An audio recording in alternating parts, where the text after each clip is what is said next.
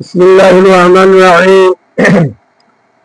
الحمد لله رب العالمين، والصلاة والسلام على أشرف الأنبياء والمرسلين وعلى جميع الأنبياء والرسل، والعاقبة للمتقين، وعلى آل سيدنا محمد صلى الله عليه وسلم وعلى أصحابه أجمعين.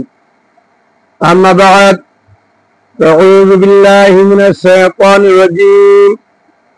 بسم الله الرحمن الرحيم. إن الدين عند الله الإسلام إلى آخر الآية.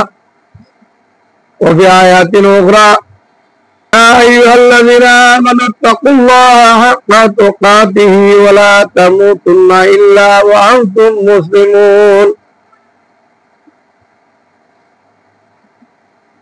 وفي آية أخرى: واعتصموا بحبل الله جميعا ولا تفرقوا.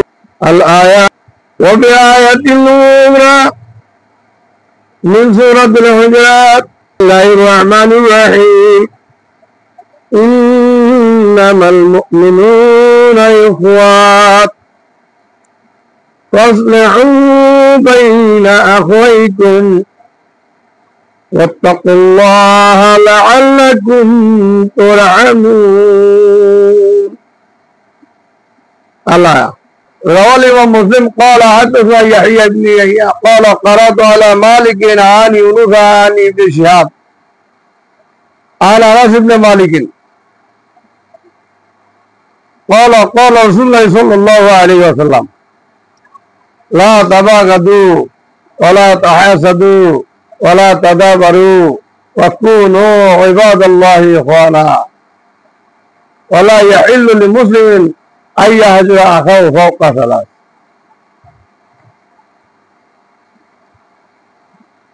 وفي رواية لمسلم قال: حدثنا محمد بن عبد الله بن نمير قال: حدثنا أبي قال: حدثنا زكريا عن الشعبي عن النعمان بن بشير قال: قال رسول الله صلى الله عليه وسلم: مثل المؤمنين في تودهم وتراحمهم وتعاطفهم مثل الجسد إذا اشتكى منه عضو تداعى له سائر الجسد بالسهر والحمى. بارك الله لنا ولكم في القرآن العظيم والحديث الشريف، ونفعنا وإياكم بهما وذكر الحكيم، فإن الله جواد ملك بر رؤوف رحيم। আল্লাহ পাকের অসংখ্য অগণিত প্রশংসা শুকর যে আল্লাহ তাআলা আমাদেরকে মুহাম্মদ রাসূলুল্লাহ সাল্লাল্লাহু আলাইহি ওয়াসাল্লামের উম্মত, ইসলামের অনুসারী মুসলমান হিসেবে কবুল করেছেন। আমরা যে ইসলামের অনুসারী, সেই ইসলামকে জমিনে বাস্তবায়নের জন্য, সেই ইসলামের মর্যাদাকে উপরে রাখার জন্য মুসলমানদের মধ্যে ঐক্যবদ্ধ থাকা অত্যন্ত প্রয়োজন। আল্লাহ তাআলা বলছেন,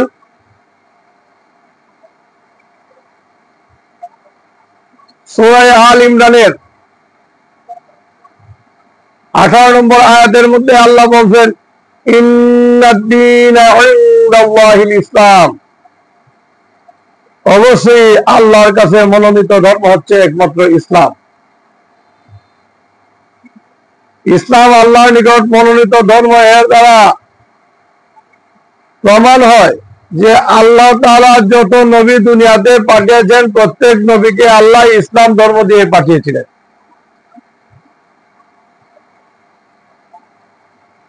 আর সেই কথাটি প্রমাণ হয় হুজুর আকরাম সাল্লাল্লাহু আলাইহি ওয়াসাল্লামের একখানা হাদিস দ্বারা। হাদিসটির আবু হুরায়রা রাদিয়াল্লাহু আনহু থেকে বর্ণিত। আন রাসূলুল্লাহ সাল্লাল্লাহু আলাইহি ওয়াসাল্লাম ফাযাকারা আহাদিসা মিনহা, এই বিষয়ে আল্লাহ রাসূল অনেক হাদিস বর্ণনা করেছেন, উল্লেখ করেছেন। وقال رسول الله صلى الله عليه وسلم,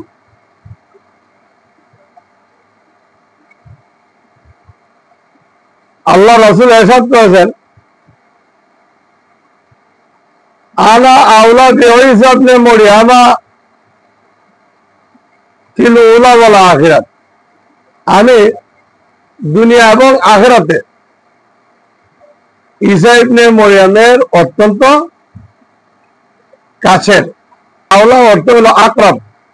আল্লাহ রাসূল বলেন যে আনা আওলা বিঈসা ইবনে মরিয়ম, আমি ঈসা ইবনে মরিয়মের অত্যন্ত কাছের। ফিল উলা ওয়াল আখিরা, দুনিয়া এবং আখিরাতে। ক্বালু, সাহাবায়ে কেরাম জিজ্ঞাসা করলেন, কাইফা ইয়া রাসূলুল্লাহ, ওগো আল্লাহর রাসূল, এটা কিভাবে হইতে পারে? কারণ ঈসা ইবনে মরিয়ম তো অনেক আগে চলে গেছে, আর এই সকল বিষয় তো আমরা ভালো করে বুঝতে পারতেছি না। ওয়ালা আম্বিয়াউ ইখওয়াতু আল্লাতিন, আল্লাহ রাসূল বললেন, নবী আল আম্বিয়াউ ইখওয়াতু আল্লাতিন উম্মাহাতুহুম শাত্তা, নবীগণ হচ্ছেন পরস্পর বৈমাত্র ভাই, তাদের মাগণ হচ্ছেন পৃথক পৃথক। অদ্দীনুহুম ওয়াহিদুন, আর তাদের সকলের ধর্ম হচ্ছে এক, আর সেটা হচ্ছে ইসলাম। ফালাইসা বাইনানা নবিয়্যুন, সুতরাং ফালাইসা বাইনানা নবিয়্যুন, সুতরাং ঈসা এবং আমার মধ্যে, অর্থাৎ আমাদের মধ্যে কোনো নবী নাই। নবীদের আগমনের ধারা অনুযায়ী 1,24,000 পয়গম্বর অথবা 2,24,000 পয়গম্বরের মধ্যে হযরত ঈসা আলাইহিস সালাম এবং হযরত মুহাম্মদুর রাসূলুল্লাহ সাল্লাল্লাহু আলাইহি সাল্লামের আগমনের মধ্যখানে কোনো দ্বিতীয় নবীর আগমন হয় নাই। সেই দিকটা হযরত মুহাম্মদুর রাসূলুল্লাহ সাল্লাল্লাহু আলাইহি সাল্লামের অত্যন্ত কাছের হলেন হযরত ঈসা আলাইহিস সালাম। আর কিয়ামতের ময়দানেও যখন আল্লাহ তাআলার কাছে মানুষ সুপারিশের আবদার করবে, বিভিন্ন নবীদের কাছে, আল্লাহ রাসূলের কাছে সুপারিশের পূর্বে হযরত ঈসা আলাইহিস সালামের কাছে মানুষ সুপারিশ করবে। সেই দিক দিয়েও হযরত মুহাম্মদুর রাসূলুল্লাহ সাল্লাল্লাহু আলাইহি ওয়াসাল্লাম এবং ঈসা আলাইহিস সালামের মধ্যে নৈকট্য রয়ে গেছে, যেটা পরকালে ঈসা আলাইহিস সালাম আর রাসূলুল্লাহের মধ্যে কাছাকাছি সম্পর্ক প্রমাণ করে। তো আমরা এই হাদিস দ্বারা বুঝতে পারলাম যে নবীগণ প্রত্যেকেই বৈমাত্র ভাই, আর তাদের মাগণ হচ্ছেন পৃথক পৃথক, এবং তাদের ধর্ম হচ্ছে দীনুহুম ওয়াহিদ, তাদের প্রত্যেকের ধর্ম হচ্ছে এক, অর্থাৎ তাদের ধর্ম ইসলাম ব্যতীত আর কোনো ধর্ম তাদের ছিল না। প্রশ্ন আসতে পারে যে যদি ইসলাম ব্যতীত কোনো ধর্ম নাই থেকে থাকে, তাহলে মুসা আলাইহিস সালামের অনুসারী, ঈসা আলাইহিস সালামের অনুসারী, তারা নিজেদেরকে খ্রিস্টান, নাসারা এবং ইয়াহুদি ইত্যাদি উপাধি কিভাবে দিল? এগুলির উত্তর হচ্ছে যে তারা নিজেরা নিজেদের ধর্মকে পরিবর্তন করে, তাওরাত ইনজিলের বিধানকে তারা পরিবর্তন করে তারা নিজেরা মন গড়া ভাবে বিধান তৈরি করেছে, এবং তাদের ধর্মের নাম তারা নিজেরা মন গড়া ভাবে দিয়েছে। আল্লাহ যে ধর্ম দিয়েছিলেন, নবীগণ যে ধর্ম নিয়ে এসেছিলেন, তাদের উম্মতরা সেই ধর্মকে তারা বহাল রাখেনি, একমাত্র মুহাম্মদুর রাসূলুল্লাহ সাল্লাল্লাহু আলাইহি ওয়াসাল্লামের উম্মত ব্যতীত। তবে মুহাম্মদুর রাসূলুল্লাহ সাল্লাল্লাহু আলাইহি ওয়াসাল্লামের উম্মতের মধ্যেও অনেকেই বিভিন্ন ফিতনা ফাসাদ, ধর্মের নামে বিভিন্ন তরিকার নাম দিয়ে তারা বিভিন্ন ফিতনা তৈরি করতেছেন।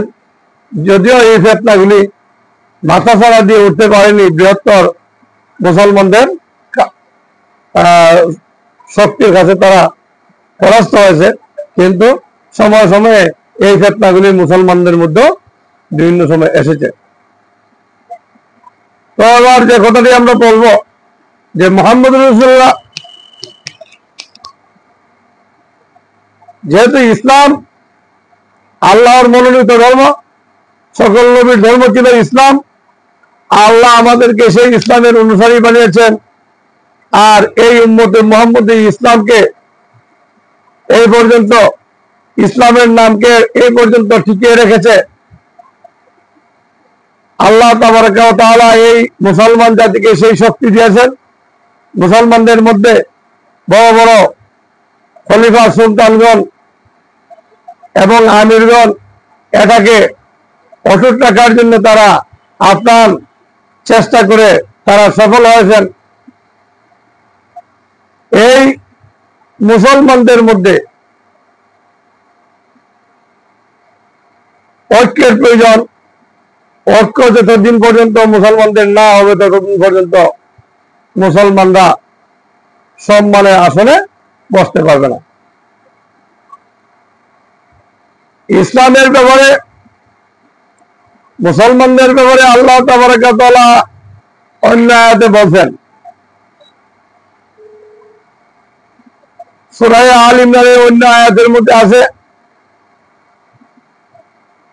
আল্লাহ বলেন, ইয়া আইয়ুহাল্লাযীনা আমানুত্তাকুল্লাহা হাক্কা তুকাতিহি, হে ঈমানদাররা তোমরা আল্লাহকে ভয় করো, ভয় করার মতো, ওয়ালা তামুতুন্না ইল্লা ওয়া আনতুম মুসলিমুন, আর তোমরা মুসলমান না হয়ে মারা যেও না।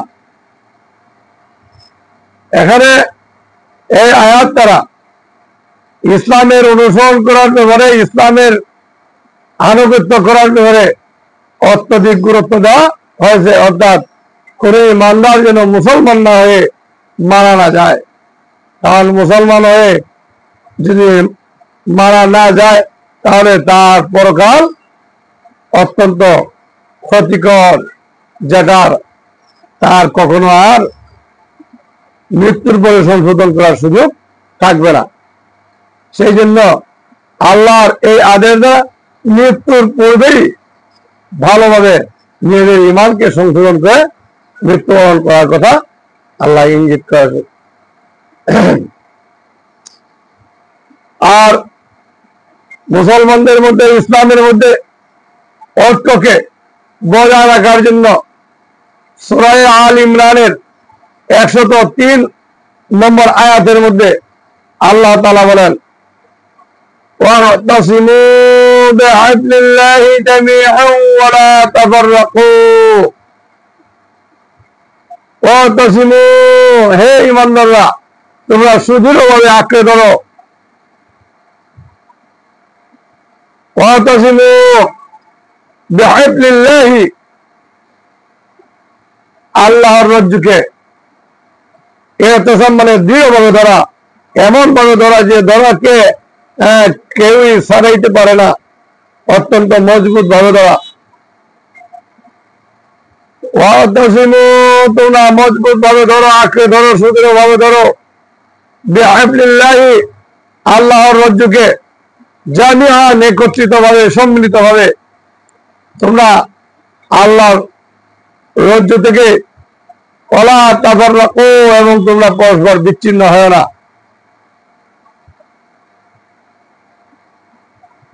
এখানে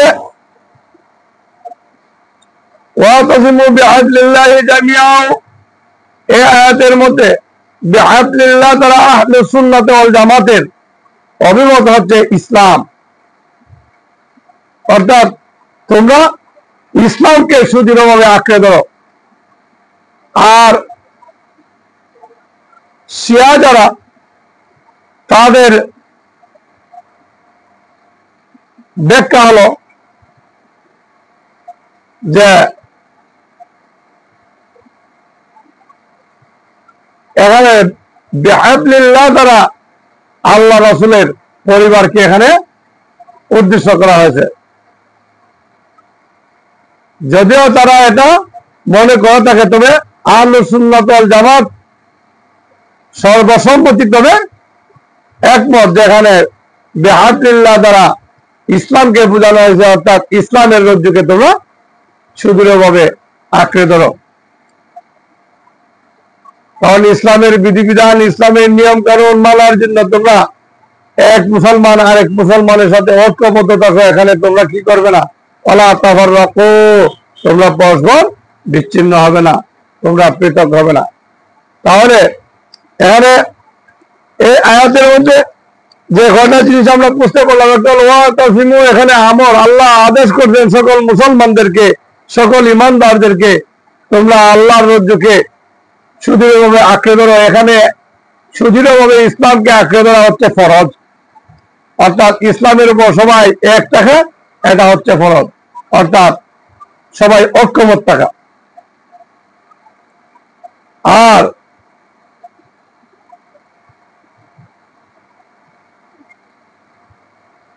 ইসলামের থেকে বিচ্ছিন্ন হয়ে যাওয়া, ওয়ালা তাফাররাকু, এই অংশ দ্বারা নিষেধ করা হয়েছে। আর নিষেধ যেটা করা হয় সেই নিষেধটা মানা ফরজ, আর সেই নিষেধটা ডিঙ্গে যাওয়া হারাম।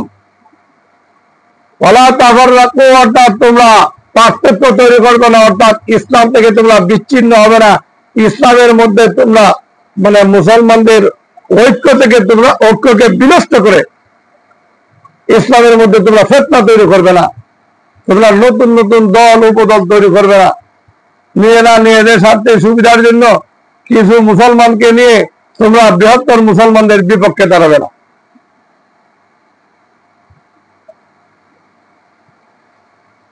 কারণ যদি এটা করো তাহলে তোমরা ইসলামকে ধ্বংস করলে, ইসলাম বিচ্ছিন্ন হয়ে যাবে এবং ইসলাম দুর্বল হয়ে যাবে।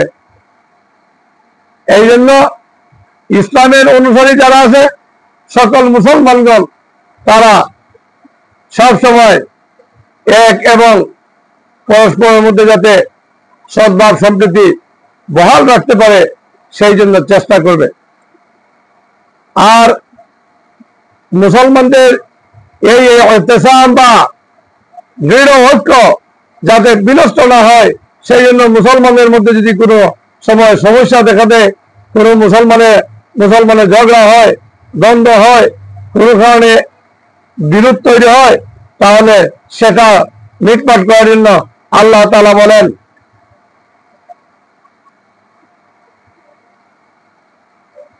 যে ইন্নামাল মুমিনুনা ইখওয়াত, আল্লাহ বলেন মুমিন মাত্রই ভাই ভাই।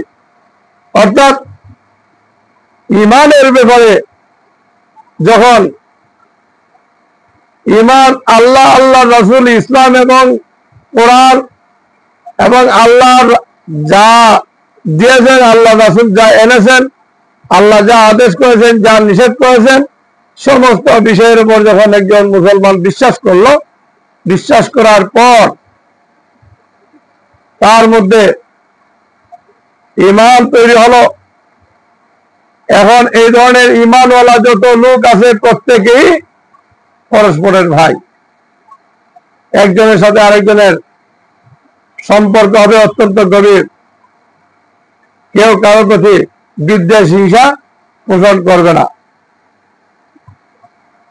তো আল্লাহ বলেন ইন্নামাল মুমিনুনা ইখওয়াত, মুমিন মাত্রই ভাই ভাই, ফাসলিহু বাইনা আখওয়াইকুম, হে ইমানদাররা, যখন তোমরা দুই ভাইয়ের মধ্যে কোনো দ্বন্দ্ব হয়, ঝগড়া হয়, বিরোধ হয়, তোমরা এই ঝগড়া বিরোধকে কি করো, সুলহ করে এটাকে মিটমাট করে দাও, যাতে তাদের মধ্যে বিরোধ না থাকে আর ইসলামের ক্ষতি না হয়। কারণ যখন দুই জনের মধ্যে বিরোধ থাকবে, বিরোধ মিটমাট না হলে প্রত্যেকেরই কিছু ভক্ত এবং কি রয়েছে, অনুগত লোক রয়েছে। ভক্ত অনুগত লোক যারা আছে তারা প্রত্যেকেই তাদের নিজের নেতা বা যার অনুসরণ সে করে তাকে সম্মানী এবং তাকে প্রতিষ্ঠিত করার জন্য সে কাজ করবে। এতে করে পরস্পরের মধ্যে লড়াই ঝগড়া এবং হানাহানি বাড়তেই থাকবে, একসময় ইসলাম ধ্বংসের দিকে যেতে থাকবে। এই আয়াতগুলির পরিপ্রেক্ষিতে হাদিসে আছে এই আয়াতগুলি সংক্ষিপ্ত আলোচনার পরিপ্রেক্ষিতে আমরা যে কথাটি হাদিস থেকে পাই, যেমন মুসলিম শরীফের মধ্যে বিশুদ্ধ সনদে বর্ণিত আছে যে ইমাম মুসলিম রহমতুল্লাহ আলাইহি বলেন, আমাকে ইয়াহিয়া ইবনে ইয়াহিয়া হাদিস বর্ণনা করেছেন।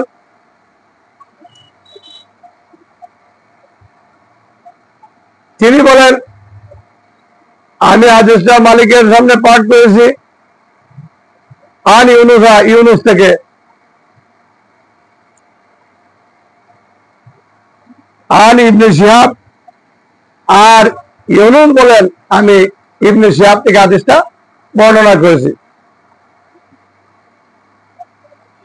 আর আনাস ইবনে মালিক, আর ইবনে শিহাব অর্থাৎ তিনি হচ্ছেন মুসলিম ইবনে শিহাব জুহরি, যাকে উমর ইবনে আব্দুল আজিজ রহমতুল্লাহ আলাইহি আল্লাহ রাসূলের হাদিসগুলোকে সংগ্রহ করার জন্য এবং লিপিবদ্ধ করার জন্য নির্দেশ দিয়েছিলেন যখন তিনি খলিফাতুল মুসলিমিন ছিলেন সেই সময়ে। অর্থাৎ আমিরুল মুমিনিন ওমর ইবনে আব্দুল আজিজ রহমতুল্লাহ আলাইহি তিনি তার সময়ে হাদিস গুলিকে সংগ্রহ করার জন্য এবং লিপিবদ্ধ করার জন্য যে চেষ্টা করেছিলেন, যে অবদান রেখেছিলেন, সেই অবদানের ক্ষেত্রে মুহাম্মদ মুসলিম ইবনে শিহাব জুহরির অবদান অনস্বীকার্য। তো মুসলিম ইবনে শিহাব জুহরি তিনি বলেন, আমি আনাস ইবনে মালিক রাদিয়াল্লাহু তাআলা আনহু থেকে বর্ণনা করেছি, অর্থাৎ তিনি আনাস ইবনে মালিক রাদিয়াল্লাহু তাআলা আনহু থেকে বর্ণনা করেছেন। আর আনাস রাদিয়াল্লাহু তাআলা আনহু আনাস রাদিয়াল্লাহু তাআলা আনহু বলেন, ক্বালা রাসূলুল্লাহ সাল্লাল্লাহু আলাইহি ওয়াসাল্লাম, আর আনাস ইবনে মালিক, আনাস ইবনে মালিক রাদিয়াল্লাহু তাআলা আনহু থেকে বর্ণিত, ক্বালা তিনি বলেন, ক্বালা রাসূলুল্লাহ সাল্লাল্লাহু আলাইহি ওয়াসাল্লাম, আল্লাহ রাসূল ইরশাদ করেছেন,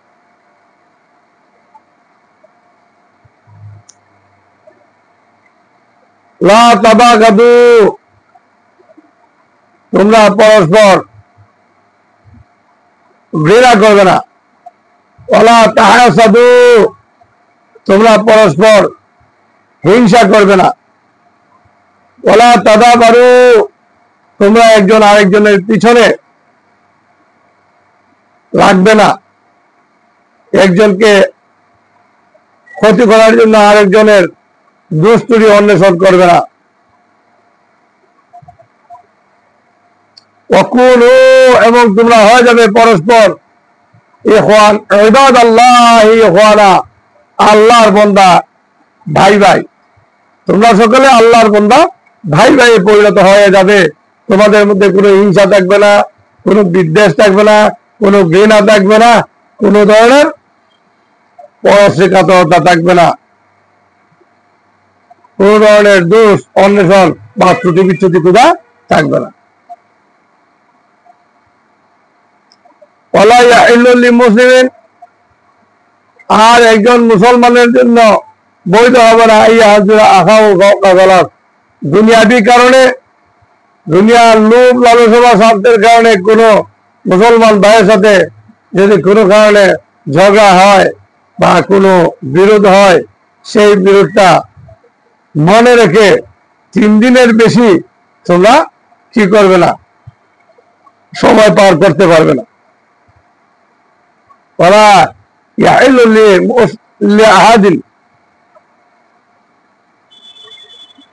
ওয়ালা ইয়াহিল্লু লিমুসলিমিন, কোন মুসলমানের জন্য হালাল হবে না, বৈধ হবে না, আইয়াহজুরা আখাহু, যে তার ভাইকে সে ছেড়ে দিবে, ত্যাগ করবে, ফাওকা সালাস, 3 দিনের বেশি সময়। এর দ্বারা বোঝা যায় মুসলমানের মধ্যে ঐক্য বজায় রাখার জন্য প্রত্যেক মুসলমানের ব্যক্তিগত যে কাজকর্ম রয়েছে সেইগুলির মধ্যে অনেক পরিবর্তন আনতে হবে। অর্থাৎ তার ভিতরে যদি হিংসা বিদ্বেষ লোভ বড়াই অহংকার দাম্ভিকতা থাকে এগুলা ত্যাগ করতে হইব। আরেক মুসলমান ভাইয়ের যাতে সম্মানের হানি না হয়, ক্ষতি না হয়, তার মর্যাদার প্রতি আঘাত না আসে, সেই সকল ক্ষেত্রে লক্ষ্য রেখে কথা বলতে হবে এবং কাজ করতে হবে। আর যদি কেউ কারোর সাথে এরকম কোন একটা বিষয়ে পৌঁছে যায় তাহলে অবশ্যই তারা মিটমাট করে নেবে। আর 3 দিনের বেশি তারা এ ধরনের কাজে ব্যক্তিগত ক্ষতি বা ত্রুটি বিচ্ছুতির ক্ষেত্রে তারা 3 দিনের বেশি কাউকে কি করতে পারবে না, পরিত্যাগ করতে পারবে না।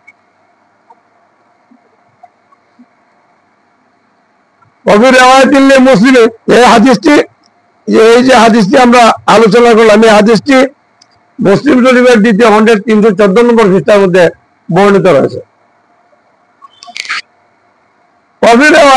মুসলিমের মুসলিম শরীফের অন্য রেওয়ায়াতের মধ্যে রয়েছে। এই হাদিসগুলি বুখারীর মধ্যেও বর্ণিত, তবে সনদটা মুসলিমের বর্ণনা করার কারণ হলো এই সনদের মধ্যে তাহলে সনদ না থাকায় এটা বর্ণনা করা সহজ, সেই জন্যই এই মুসলিম শরীফের এই রেওয়ায়তটি বর্ণনা করলাম। মুসলিম শরীফের অন্য রেওয়ায়তের মধ্যে রয়েছে রাওয়াল ইমাম মুসলিম قال حدثنا محمد بن عبد الله بن نمير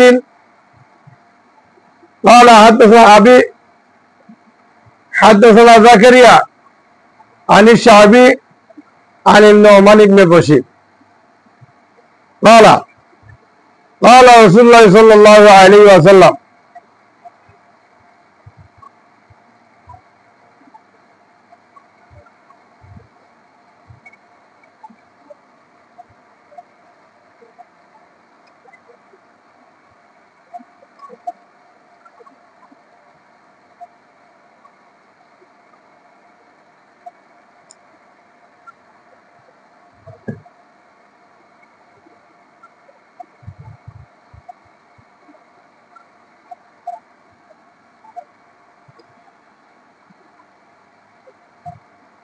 قال قال رسول الله صلى الله عليه وسلم مثل المؤمنين في تودهم وتراحمهم وتعاطفهم مثل الجسد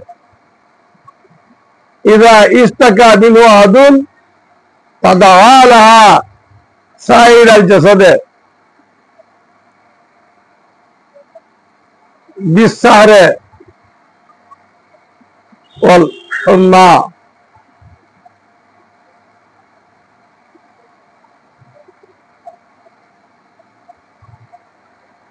হাদিসটার সনদের মধ্যে ইমাম মুসলিম রহমতুল্লাহি আলাইহি বলেন, আমাকে মুহাম্মদ ইবনে আব্দুল্লাহ ইবনে নুমাইর হাদিসটা বর্ণনা করেছেন। কালা, আর তিনি বলেন, হাদাসানা আবি, আমাকে আমার বাবা হাদিসটা বর্ণনা করেছেন। হাদাসানা জাকারিয়া, আর আমার বাবা বলেন আমাকে হাদিসটা জাকারিয়া বর্ণনা করেছেন। আনিস সাহাবী, সাহাবী থেকে আনিন নোমান ইবনে বশির, আর সাহাবী বর্ণনা করেছেন নোমান ইবনে বশির থেকে।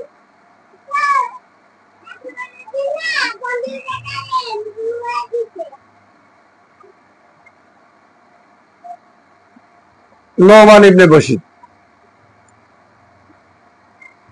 আর সাহাবী নোমান ইবনে বশির রাদিয়াল্লাহু তাআলা আনহু থেকে হাদিসটা বর্ণনা করেছেন। নোমান ইবনে বশির রাদিয়াল্লাহু তাআলা আনহু বলেন,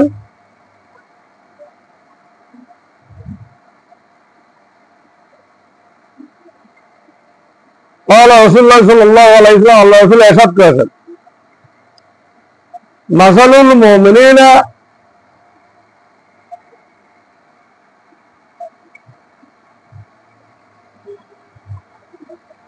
মাসালুল মুমিনিনা মুমিনের নমুনা বা উপমা হলো কি তাওয়াদ্দিন, তাদের ভালোবাসার ক্ষেত্রে, তারাহুমিহিম, পরস্পরের দয়াদ্রতার ক্ষেত্রে, তাআতুফিহিম, তাদের আন্তরিকতার ক্ষেত্রে, মিসলাল জাসাদ, একটা দেহের মতো। ইযা ইশতাকা মিনহু আদুন, যখন একটি অঙ্গ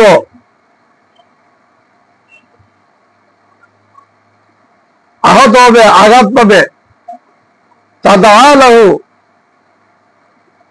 সাইরাল জাসাদ, তখন সমগ্র দেহে এটাকে অনুভব করতে থাকে।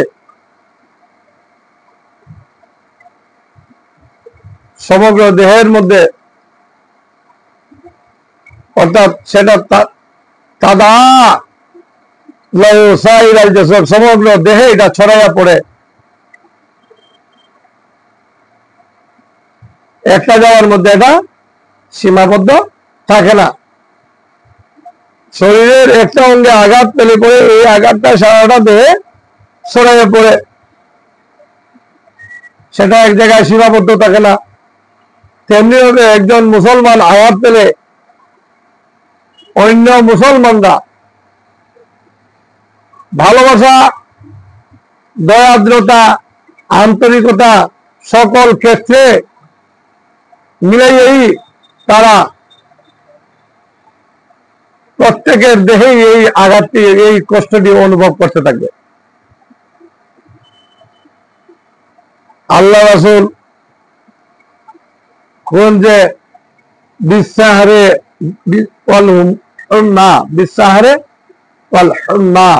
অর্থাৎ যেভাবে জ্বর এবং সেহের এবং হুম্মা যেভাবে শরীরে ছড়াইয়া পড়ে, অর্থাৎ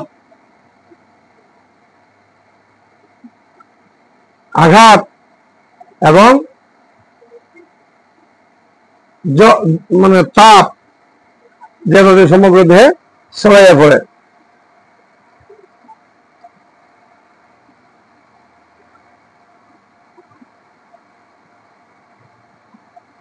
আরো মুসলমানদের মধ্যে ঐক্য বজায় রাখার জন্য ইসলাম আরো অনেক অনেক গুরুত্বপূর্ণ বিষয়গুলি সংযুক্ত করেছে। আল্লাহ রাসূলের আরো অনেক হাদিস রয়েছে যেগুলিতে মুসলমানদের মধ্যে ঐক্যের ব্যাপারে, মুসলমানরা এক থাকার ব্যাপারে পরস্পরকে নির্দেশ দেওয়া হয়েছে, উদ্বুদ্ধ করা হয়েছে, মুসলমানরা যাতে সেগুলি পালন করে সেখান থেকে তারা ইসলামের কথাগুলি জেনে বুঝে মুসলমানদের মধ্যে সদ্ভাব সম্প্রীতি বজায় রেখে ঐক্যবদ্ধ থেকে ইসলামকে এগিয়ে নিয়ে যেতে পারবে। এরকম অনেক হাদিস, কোরআনের আয়াত শত শত রয়েছে যা আমরা এগুলি কল্পনাও করতে পারি না।